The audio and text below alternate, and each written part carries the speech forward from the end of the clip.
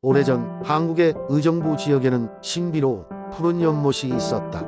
이 연못은 주변의 자연과 어울려 사람들에게 특별한 매력을 주었지만 아무도 왜 연못이 그렇게 아름다운 푸른 색을 띠는지 알지 못했다. 연못의 전설에 따르면 이곳에는 연못의 수호자인 푸른 용이 살고 있었다고 한다. 마을 사람들은 푸른 용을 두려워하면서도 동시에 경외했다.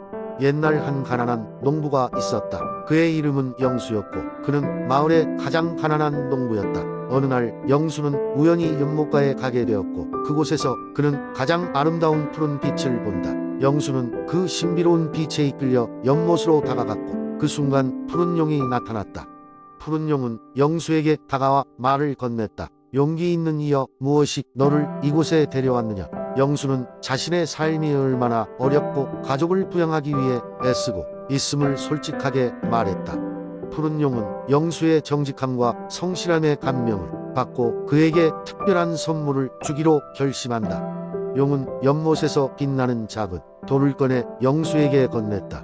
이 돌은 특별한 힘을 가지고 있다. 내가 진정으로 필요할 때만 사용하거라. 용이 말하며 경고했다. 영수는 그 돌을 고이 간직하고 집으로 돌아갔다. 시간이 흘러 영수의 가족은 점점 더 어려운 상황에 놓였다. 마침내 영수는 용의 선물을 사용할 때가 되었다고 느꼈고 돌을 손에 쥐고 진심으로 기도했다.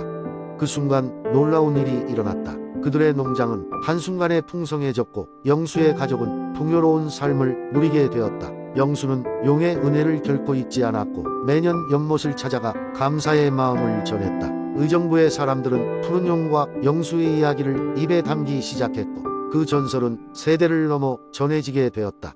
이후로 사람들은 푸른 연못을 신성한 장소로 여기고 자연을 소중히 여기며 살아갔다. 연못은 여전히 푸른 빛을 유지하고 있었고 마을 사람들은 용이 여전히 연못을 지키고 있다는 믿음을 가졌다. 이와 같은 전설은 의정부의 곳곳에 퍼져 사람들에게 자연의 경이로움과 삶의 윤리를 깨닫게 하는 교훈으로 남아있다. 두 번째 이야기. 오래전 한국의 동해에는 각양각색의 매혹적인 전설과 이야기가 넘쳐났다. 하지만 그 중에서도 가장 유명한 것은 바다를 수호하는 신비로운 존재, 바다의 수호자에 대한 전설이었다. 옛날 예적 동해의 마을에는 바다와 교감할 수 있는 특별한 소녀가 살고 있었다. 그녀의 이름은 혜윤이었다. 혜윤은 평범한 사람들과 달리 바람의 소리와 파도의 리듬을 듣고 바닷속 생물들의 이야기를 이해할 수 있었다. 마을 사람들은 그녀를 신비한 선물이라고 여겼다. 혜윤이 어린 시절이었을 때 어느 날 바다가 전혀 평온하지 않았다. 폭풍우가 몰아치고 거대한 파도가 마을을 삼킬 듯 요동쳤다. 마을 사람들은 두려움에 떨며 피난처를 찾았지만 바다의 분노는 쉽게 진정되지 않았다. 바로 그때 혜윤은 자신에게 주어진 특별한 능력을 사용하기로 결심했다. 그녀는 폭풍우 속으로 용감히 나아갔다. 바람에 맞서면서 혜윤은 바다의 중심에 있는 전설적인 장소 미르의 바위로 향했다. 그곳은 바람과 파도가 서로 만나는 신성한 장소이며 수호자의 영혼이 깃든 장소로 알려져 있었다. 미르의 바위에 닿자 혜윤은 두 손을 하늘로 들어 올리고 바다에게 마음속에 평화를 기원했다. 그녀의 목소리는 마치 바람에 의해 증폭된 듯 멀리까지 울려 퍼졌다. 그 순간 바위 아래에서 고대 수호자의 형상이 떠올랐다. 그 형상은 비늘로 뒤덮인 거대한 용이었으며 헤아릴 수 없는 눈으로 혜윤을 바라보았다. 그 용은 소리 없이 혜윤에게 말했다. 나는 바다의 수호자, 세상의 균형을 유지하기 위해 이곳에 존재한다. 내 이름은 청룡, 이 바다의 심장을 뛰게 하는 자이다. 너의 진심 어린 기원은 나를 각성시켰다. 용의 목소리는 바람을 타고 퍼져 주위의 자연을 더욱 고요하게 만들었다. 청룡의 힘이 동해 저녁의 반향을 일으켰다. 폭풍우는 가라앉고 파도는 잔잔히 흘러 마을을 구했다. 마을 사람들은 혜윤의 용기와 희생에 감사하며 매년 그날을 청룡제로 기념하기 시작했다. 혜윤은 마을의 전설로 남았으며 동해를 수호하는 존재로서 청룡과 함께했다. 그날 이후로 동해는 언제나 평온함과 풍요로움을 유지했다. 사람들은 바다와 자연을 존중하며 청룡의 날개 아래서 평화롭게 살아갔다. 이 전설은 오늘날까지도 전해져 내려오며 바다를 향한 감사와 경외의 마음을 일깨우는 역할을 하고 있다. 이렇게 해서 한국 동해 지역의 동화는 바다의 수호자인 청룡과 그를 깨운 용감한 소녀 해윤의 이야기로 완성된다. 이 전설은 우리에게 자연과 조화를 이루며 살아가는 법을 가르쳐주는 귀중한 지혜를 전해준다. 세 번째 이야기. 옛날 바다가 푸르게 넘실거리는 곳 한반도의 남쪽 끝에 자리한 아름다운 섬 진도라는 마을이 있었습니다.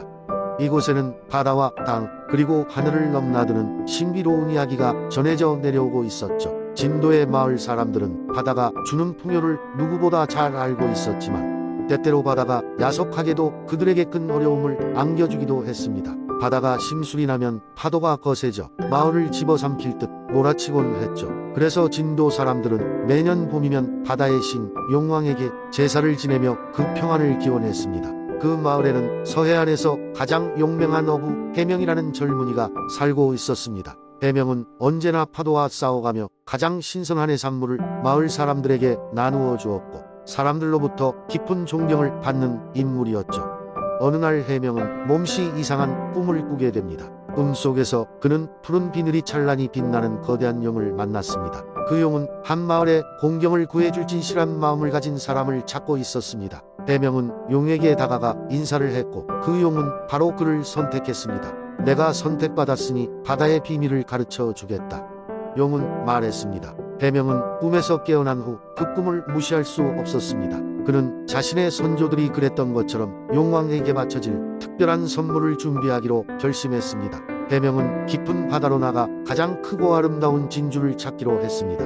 여정은 결코 쉽지 않았지만 그의 마음은 확고했습니다. 며칠 밤낮을 홀로 바다 위에서 보낸 끝에 마침내 해명은 세상에서 가장 빛나는 진주를 발견했습니다. 그는 그 진주를 하늘로 번쩍 들어올리며 바다의 용왕에게 이렇게 속삭였습니다. 이것은 당신께 드리는 우리 마을의 마음입니다. 우리 마을을 항상 지켜주시길 바랍니다. 그 순간 바다에서 거대한 물보라가 피어오르면서 하늘 높이 무지개가 걸렸습니다. 그리고 바닷물은 조용히 잠잠해졌습니다. 이후로 그 용왕의 축복 덕분에 마을은 더 이상 큰 사고를 겪지 않았습니다. 바다는 언제나 잔잔했고 풍요로운 해산물을 마을 사람들에게 아낌없이 내어주었습니다. 그렇게 해명의 이야기는 전설로 남아 진도의 후손들에게 전해졌고 그들은 매년 봄 바다의 용왕에게 감사를 전하며 새로운 축제를 열었습니다. 그리고 그들은 항상 겸손하고 자연과 조화를 이루며 살아가야 한다는 교훈을 잊지 않았습니다. 이 이야기는 진도의 바다가 운명의 용이었던 해명을 통해 마을 사람들에게 준 위대한 선물로 그들의 삶이 자연과 계속 함께할 수 있도록 가르쳐주는 귀중한 가르침이 되었습니다. 네 번째 이야기. 남쪽 하늘에 별이 총총 뜨던 어느 밤 경상북도 문경의 작은 마을 숲 끝에 자리한 도깨비 나무가 다시 깨어났습니다. 이 도깨비 나무는 수백 년 전부터 이 마을을 지키던 존재로 아득한 옛날 마을을 위험으로부터 보호해온 전설의 나무였습니다. 마을 사람들은 이 나무가 동틀 무렵 바다 마법 같은 일들을 일으킨다고 믿었습니다. 어느 작은 소년 재민이는 이 도깨비 나무의 전설을 너무나도 궁금해하던 중 할머니께 그 나무에 대해 물었습니다. 할머니는 따뜻한 차 한 잔을 재민이에게 주며 옛 이야기를 들려주었습니다. 이 나무는 한때 문경 토지신의 지팡이가 땅에 내려지면서 뿌리 내린 나무라고 하였습니다. 과거 마을이 극심한 가뭄에 휩싸였을 때 도깨비 나무에서 내려온 신비한 비가 대지를 적셔 주민들을 구했다는 것입니다. 이후로 도깨비 나무는 매년 첫눈 오는 밤에 깨어나 마을을 사랑으로 감싸준다는 전설이 전해진 것입니다. 재민이는 이제야 도깨비 나무를 탐험해 보고 싶다는 마음이 커졌습니다. 어느 무더운 여름 날밤 재민이는 친구들과 함께 도깨비 나무를 찾아갔습니다. 그들은 나무 주변에서 조심스럽게 기다려 보기로 했습니다. 숲을 사이로 달빛이 들고 조금씩 바람이 불어오는 가운데 그들은 놀라운 광경을 목격하게 됩니다. 나무의 잎들이 은빛으로 반짝이고 시작하며 도깨비들이 하나 둘 모여들기 시작했습니다. 도깨비들은 장난스러우면서도 부드럽게 아이들을 둘러싸며 춤을 추었습니다. 그들의 모습은 마치 화려한 불빛이 모여 춤을 추는 듯하였습니다. 도깨비들은 아이들에게 재밌는 수수께끼를 내면서 함께 놀기 시작했습니다. 그들의 수수께끼는 마을의 역사를 근거로 한 것이 많았고 아이들은 이로 인해 자신들의 뿌리에 대한 깊은 이해를 얻게 되었습니다. 도깨비들과 함께한 시간은 도깨비 나무가 누구보다도 마을의 역사와 문화를 잘 이해하고 수호하는 존재임을 보여주는 순간이었습니다. 이 새로운 경험은 아이들뿐만 아니라 마을 전체에 큰 변화를 불러일으켰습니다. 마을 사람들은 전통을 다시 돌아보고 도깨비 나무가 가진 의미를 되새기었습니다. 그 이후로 매년 도깨비 나무에 전설을 기리는 축제가 열리며 재민이와 친구들은 매년 축제에서 도깨비가 되는 장난을 피우며 여러 이야기를 나누는 것을 즐기게 되었습니다. 문경의 도깨비 나무는 이제 전설이 아닌 마을의 다른 가족처럼 모두의 존경과 사랑을 받고 있는 신비로운 존재로 자리잡게 되었습니다. 이렇듯 문경의 도깨비 나무 이야기는 전통과 신비가 어우러진 한국의 옛 이야기로 마을 사람들이 한마음이 되어 역사를 보존하고 도깨비 나무 앞에서 어린아이처럼 다시 꿈을 꾸게 만드는 그 아름다운 밤을 길게 기리게 되었습니다. 다섯 번째 이야기. 옛날 옛적 해운대의 붉은 노을이 내려앉은 바닷가에 용궁탑이 있었다. 이 용궁탑은 바다신의 신성한 보물이 숨겨져 있다는 전설로 유명했다. 부산의 바닷가 마을에서는 매년 이맘때면 용왕에게 제사를 지내고 바다의 풍요로움을 기원하는 축제가 열렸다. 모든 이들이 즐거운 웃음소리로 가득한 축제이지만 어느 해에는 사라진 보물을 찾기 위한 대모험이 펼쳐지게 되었다. 그해 축제는 다른 때와 다름없이 시작되었으나 해질녘이 되자 바닷속에서 이상한 소리가 들려왔다. 마을 사람들은 놀라서 모두 바닷가로 모여들었다. 그러자 물속에서 한 마리의 용이 나타났다. 그 용은 용궁탑의 사자로 용왕님의 명령을 받고 지상에 올라온 것이었다. 용은 선언하기를 바다의 평화와 번영을 이어가기 위해서는 용궁탑이 다시 빛을 발해야 하니 이를 위해 용왕님의 잃어버린 보물을 찾아오라고 하였다. 마을에서는 용왕의 임무를 맡기 위해 3명의 젊은이 강백호, 차동 그리고 이영애가 자원하였다. 용의 인도에 따라 그들은 모험을 떠났다. 용궁탑을 향하는 첫 번째 관문은 깊고 어두운 해저 동굴이었다. 이곳은 조용하지만 무언가 불길한 기운이 느껴진다.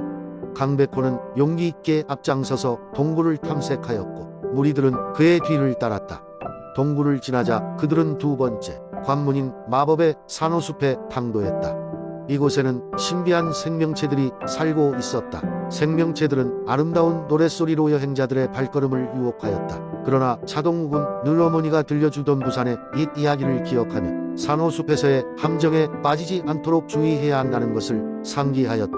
3명은 귀를 막고 어두운 땅을 밟아 안전하게 산호숲을 빠져나갔다. 마침내 그들은 마지막 관문인 용궁탑에 도달하였다. 용궁탑은 거대한 진주로 장식되어 있었지만 그 진주 중 단 하나가 부재 중이었다. 이영애는 그 비어있는 자리가 용왕님의 보물이 있어야 할 곳임을 알아차렸다. 그녀는 어릴 적 할머니가 들려준 전설 속 이야기에 용왕의 마음을 감동시키면 보물이 다시 돌아온다는 이야기를 기억해내었다. 그래서 그녀는 부산의 옛 미녀를 부르기 시작하였다. 그 순간 하늘 위에 강한 빛이 쏟아지며 실종된 진주가 그녀의 손앞으로 내려왔다. 마을의 세 젊은이는 놀라운 광경을 바라보며 다시 용의 길을 따라 바닷가로 귀환하였다. 그들이 용궁탑의 빈자리에 진주를 놓자 용궁탑은 눈부신 빛으로 반짝였고 이내 바탕으로 번지는 용왕님의 미소가 보였다. 바다의 풍요와 번영이 다시 마을로 그리고 온 부산으로 돌아왔다. 강백호, 차동욱, 이영애의 용감한 탐험 이야기는 부산 전역에 퍼져나갔고 그의 용왕제는 그 어느 때보다 성대하게 마무리되었다. 이후에도 그들의 이야기는 부산의 전설로 남게 되었고 용궁탑은 여전히 용왕님의 신비로운 보물을 간직한 채 그 자리에 있었다. 부산의 바다와 사람들은 처럼 매년 그때의 이야기를 떠올리며 북적이는 해운대의 해변에서 용왕제를 기다리며 새로운 모험과 마주하였다.